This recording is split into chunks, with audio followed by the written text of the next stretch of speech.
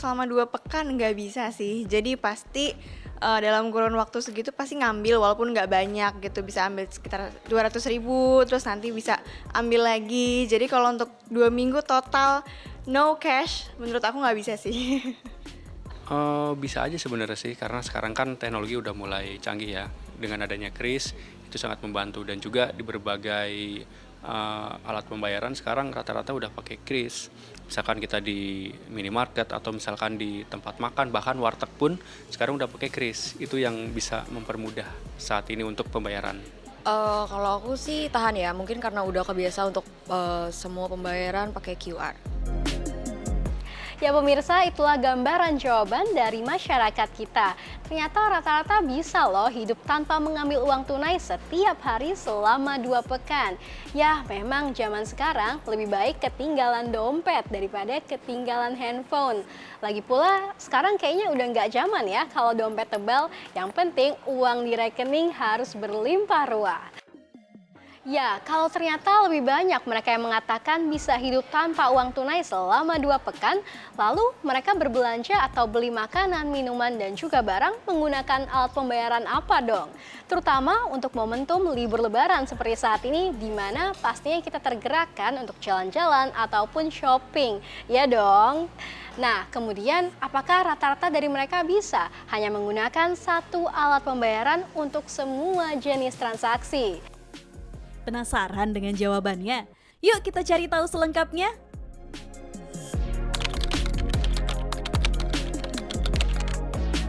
Mostly masih pakai kris. Jadi kalau memang bisa non tunai pasti non tunai dulu karena memang jarang megang cash juga.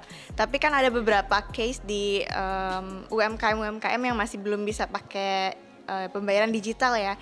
Jadi masih pakai cash juga untuk beberapa penjual tertentu. Karena sekarang jujur saya jarang pegang uang tunai. Paling seminggu itu uang tunai paling antara 100 sampai 200 ribu. Jadi sebagian besar untuk pembayaran rata-rata pakai kris. Karena ya untuk mengantisipasi hilangnya uang sih sebenarnya. Gitu sih. Kalau aku sih lebih prefer untuk pakai QR, karena lebih gampang ya, nggak perlu nunggu kembalian atau harus mencahin uang segala macam.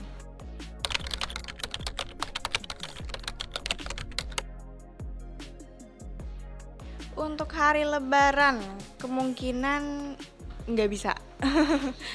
Iya, tetap harus ada tunai. Nah, khusus untuk lebaran pengecualian nih, karena kan sebagian besar ponakan, sepupu itu senangnya ketika nerima amplop atau ampau. Jadi mereka itu lebih senang nerima ampau dan juga uang cash. Jadi makanya untuk lebaran khusus, saya nanti ambil uang cash. Sejauh ini sih aku nggak akan ambil cash ya, karena balik lagi aku sudah sangat nyaman untuk pakai QR.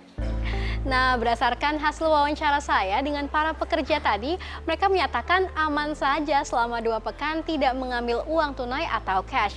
Karena sehari-harinya mereka memang berbelanja menggunakan alat pembayaran digital. Namun terkhusus untuk momentum libur lebaran seperti saat ini, mereka mau tidak mau mengambil uang tunai atau uang cash untuk dibagikan secara langsung kepada sanak saudara dan juga kerabat.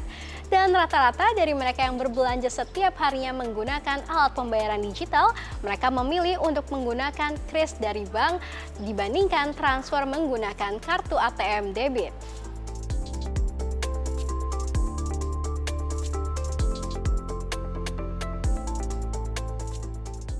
Ya, belakangan ini alat pembayaran yang bisa dipilih masyarakat semakin variatif ya. Beruntungnya, perkembangan ini diiringi dengan komitmen yang serius dari penyedia jasa pembayaran dan juga para merchant. Jadi, kalau 10 tahun ke belakang gak bawa dompet itu terasa tabu. Sekarang sih gak masalah ya. Beli gorengan, makan di warteg, beli kopi kekinian, sampai belanja di minimarket dan supermarket aja bisa kok non tunai.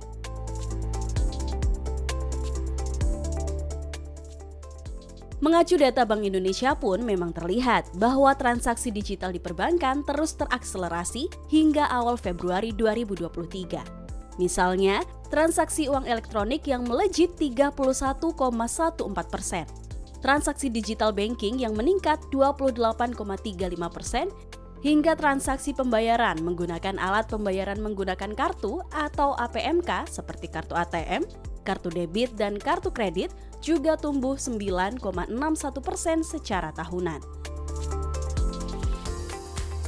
Selanjutnya, BI juga mencatat nilai transaksi masyarakat menggunakan QR Indonesia Standar atau KRIS telah tembus 12,28 triliun rupiah. Pencapaian tersebut didukung dengan tercapainya 121,8 juta transaksi melalui KRIS, baik yang disediakan penyedia jasa pembayaran bank dan juga non-bank atau financial technology atau fintech.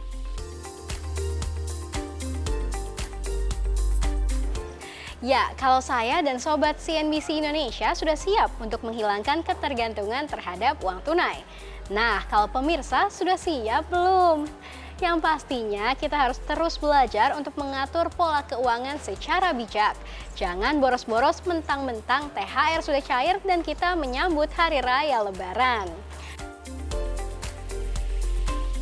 Demikian Money Talk spesial edisi ulasan alat pembayaran non-tunai yang menjadi primadona masyarakat. Tapi, tetap simak Money Talk spesial karena CNBC Indonesia akan hadir dengan informasi yang tak kalah menarik lainnya.